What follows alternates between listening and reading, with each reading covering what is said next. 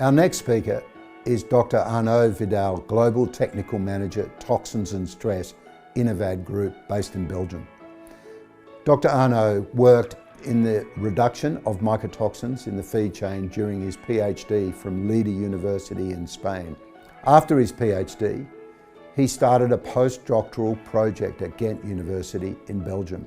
The project was focused on the toxic impact of mycotoxins in both humans and animals and the validation of new mycotoxin biomarkers. As a result of his research, he has published more than 30 articles in international scientific journals. Since July 2020, he is the mycotoxin expert at Innovad. So let's hear from Arnau.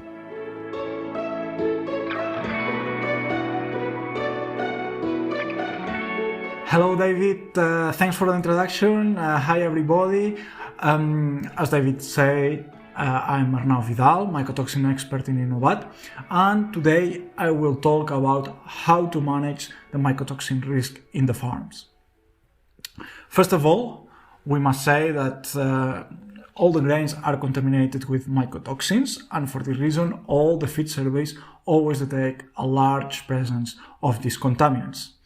The presence of the toxins causes a huge economical impact in the farms, and for this reason we must control the presence of these contaminants in our feed, with the idea to try to reduce the exposure and mitigate the impact of the mycotoxins to improve the performance.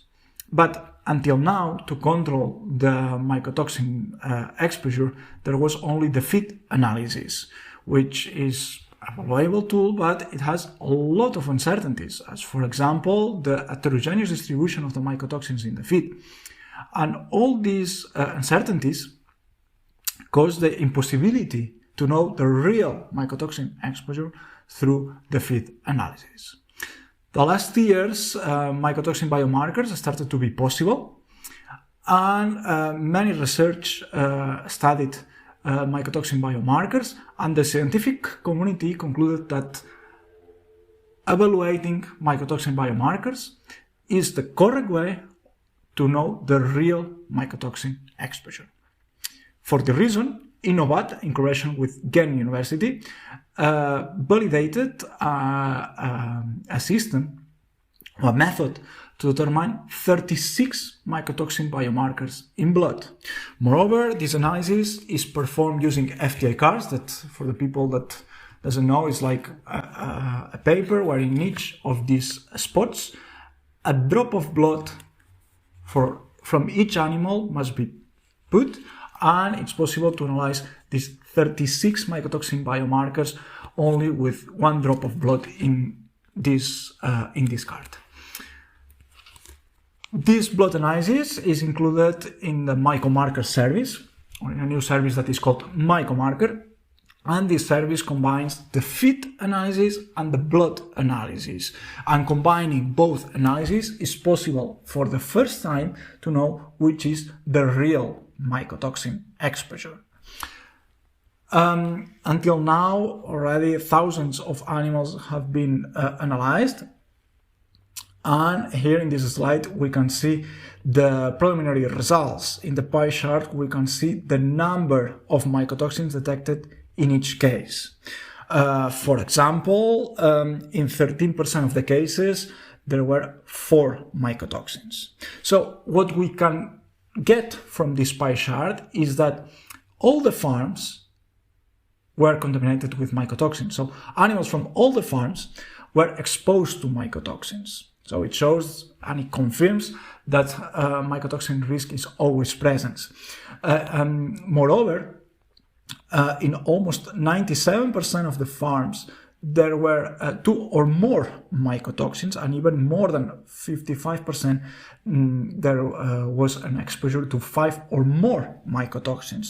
So this shows that there is a large co-exposure to several different mycotoxins at the same time. And this is of concern because now we have enough scientific evidence that confirm that the co-exposure have a synergistic or additive negative effect. So this large co-exposure will have a bigger toxic impact than single individual mycotoxin exposure. Moreover, if we compare the results from around the world with specific results from Asia, we see that normally farms from Asia have a bigger number of mycotoxins. So the mycotoxin risk in Asia is bigger than if we compare with the rest of the world. So it means that we must focus more on the mycotoxin risk in this geographical area. And then also, although we analyzed or we detected 31 different mycotoxin biomarkers in blood, when we evaluated which ones were the most predominant ones, we realized that emerging mycotoxins were the most frequent mycotoxins. As we can see in the slide, in green the emerging mycotoxins and in blue the famous or legislated mycotoxins, we see that the emerging mycotoxins like toanosonic acid, N-ethine B1 and bilbericin were among the most frequent mycotoxins detected, and even toanosonic acid was the most frequent mycotoxin detected in blood from poultry species. What are emerging mycotoxins? Well, emerging mycotoxins are mycotoxins that started to be included in some scientific feed surveys a few years ago, and as they demonstrated that they were very frequent, Innovad decided to include these emerging mycotoxins in our Myco-Marker series. Also to compare with some scientific surveys where they also demonstrated the large presence of these emerging mycotoxins in the feed. Here in the slide we can see one scientific feed survey where they demonstrated the large presence of emerging mycotoxins that we remarked in green. For example, bilbericin was almost detected in all the samples because 98% of the samples had presence of bilbericin, followed by N-ethines, then also DON, but N-ethines and bilbericin were much more frequent than DON. Also, alternariol and toanosonic acid, emerging mycotoxins produced by Alternaria, were very, very common in this feed survey. While other famous mycotoxins or other legislated mycotoxins, like for example aflatoxins or fumicins, were much less frequently detected. And everyone is including fumicins and aflatoxins in the mycotoxin risk plans, but no one is analyzing these emerging mycotoxins when these emerging mycotoxins are much, much, much more frequent than the legislated ones. And then there is the next question of, okay, these emerging mycotoxins are very frequent, but what about the toxicity of these emerging mycotoxins? Well, the existing information confirms that these emerging mycotoxins can be as famous as the famous mycotoxins. Because, for example, in this recent publication, where they evaluated the impact of low concentration of mycotoxins in the performance of broilers, they detected correlations between famous mycotoxins like cheloninon, DON, or fumicins with a reduction of the performance, but they also detected this correlation with emerging mycotoxins like bilbericin and N-ethines. Or, for example, in this other study where they evaluated the toxicity of different mycotoxins in the intestinal tissues, and everyone knows that DON is highly toxic for the intestinal tissues, but bilbericin and N-ethines were also considered highly toxic for the intestinal tissues, and even N-ethine A1 had a double toxicity effect than DON in the intestinal tissues. So all this information indicates or confirms that emerging mycotoxins must be included in our mycotoxin control plans because they are more frequent than the famous mycotoxins and they are at least as toxic as the famous mycotoxins. And then all these biomarker analyses can also be used to evaluate the efficacy of the detoxification technologies. And even EFSA, European Food Safety Agency, state that in vitro tests that are being used to test the efficacy of these detoxification technologies doesn't mimic enough the real conditions in the animal. And they say that this type of studies using biomarkers should be used to evaluate the real effect of this type of technologies. For the reason, Innovad, again in collaboration with Ghent University in Belgium, was the first company to perform in vivo trials to evaluate the efficacy of detoxification technologies, in this case the one from Innovad called SNS, to evaluate the capacity of this technology to reduce the systemic exposure to the mycotoxin. So to evaluate the efficacy of this technology to reduce the levels of mycotoxins in blood. For poultry species, a group of broilers were tested, and these animals receive a multi-mycotoxin bolus. So at the same time, they receive DON, aflatoxin, and ochratoxin. And then we collected the blood samples to see if the levels of mycotoxins in blood were reduced when they were under SNS consumption. And here we can see, first of all, the results for DON. So we see the levels of DON sulfate, which is the main metabolite of DON in poultry species. Once at time zero, animals receive the multi-mycotoxin bolus. So at time zero, they receive the multi-mycotoxin, and then first every 15 minutes, then every half an hour or every 2 hours, blood was collected and the levels of DON analyzed.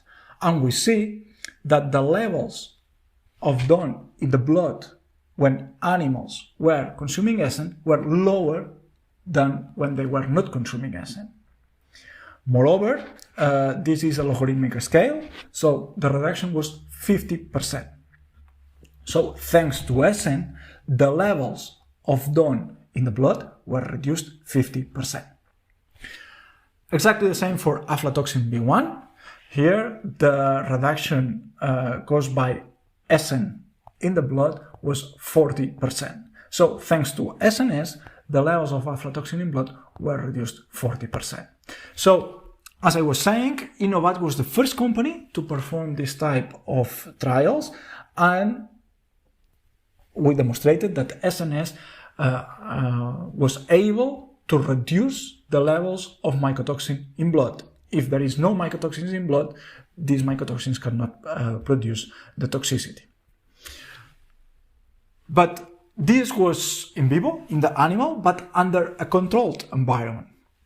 Thanks to this Myco-Marker service, so thanks to all these analyses in the blood from our clients, we had the opportunity to demonstrate in many cases that this reduction that we scientifically demonstrated in the animals is also happening under real farm conditions.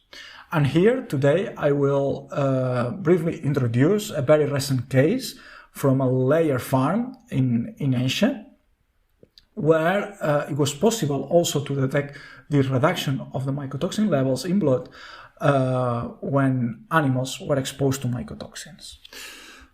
As I said, it was a layer farm. This farm had several severe symptoms like vomits, loose feces, even liver or severe liver problems, and increased mortality. And it was a curious case because they had they were thinking that mycotoxins were the reason of the problems. However, they were using already a mycotoxin binder, and they were doing feed analysis, and the feed analysis was not detecting a high mycotoxin risk. So we decided to perform Myco-Marker service, so analyze feed and blood in 6 different farms from the same producer. And while in the feed, a low mycotoxin risk was detected because only 3 mycotoxins were detected at low concentration. 7 different mycotoxin biomarkers were detected in blood.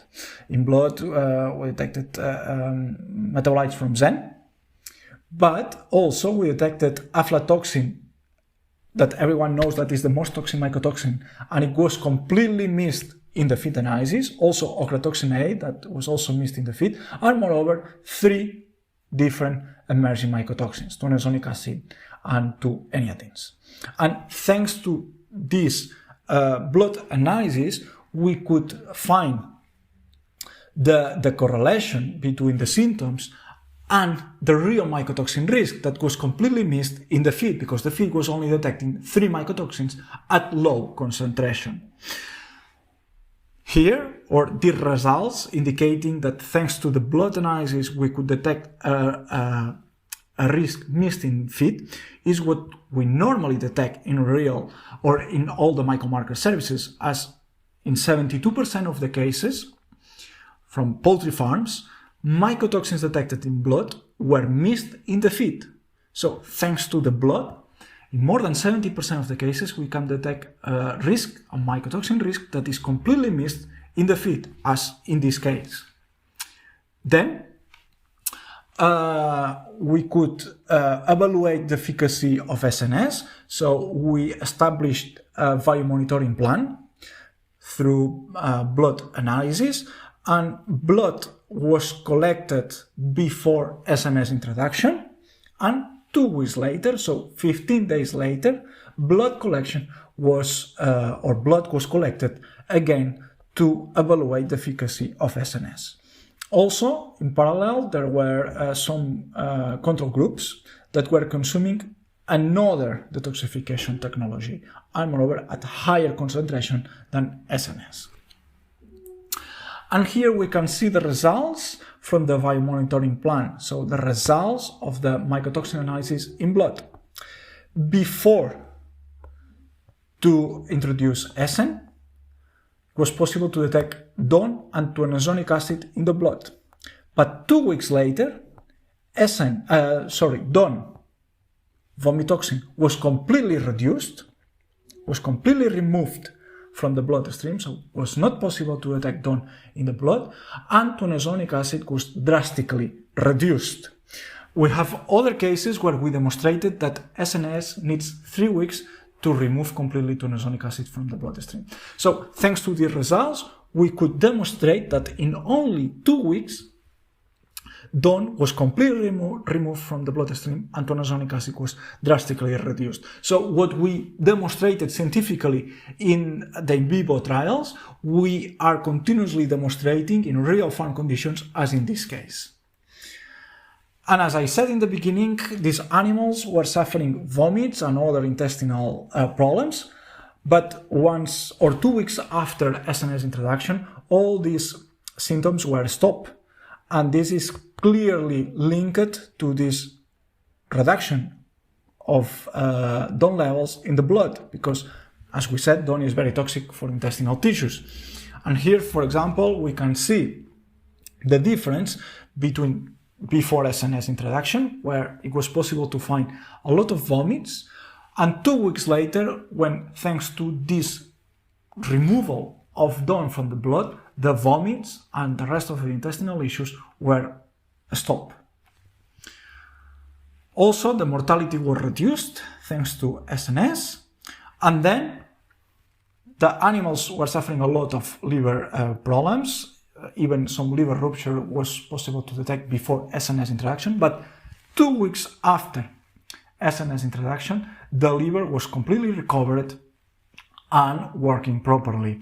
And this was thanks to this reduction of the mycotoxin exposure, and also thanks to the support or the ingredients from SNS that are supporting the liver. So in only 2 weeks was possible to improve the status of the liver.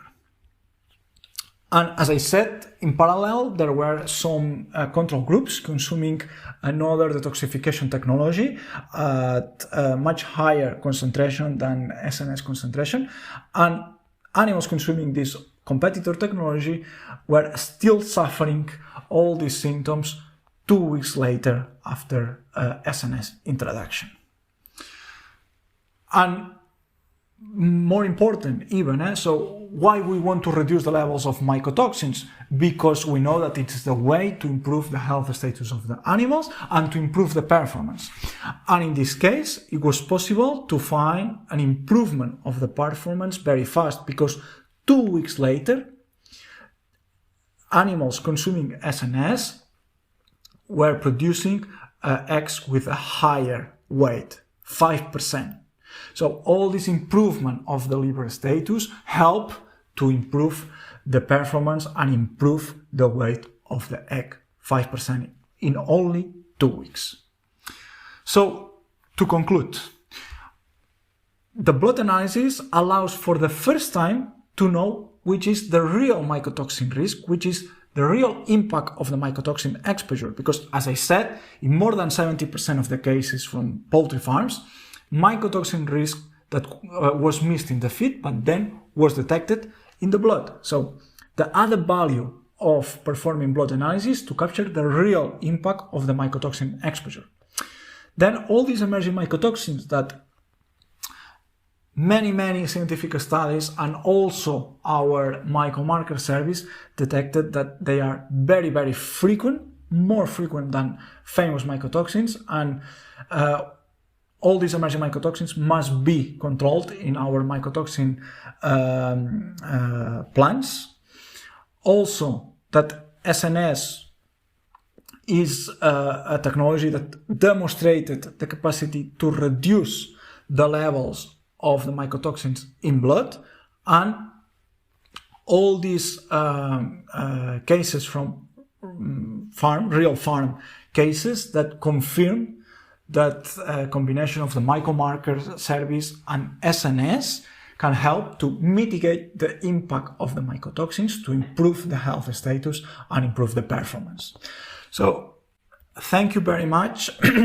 And if there is any question, I will try to answer. Thank you very much.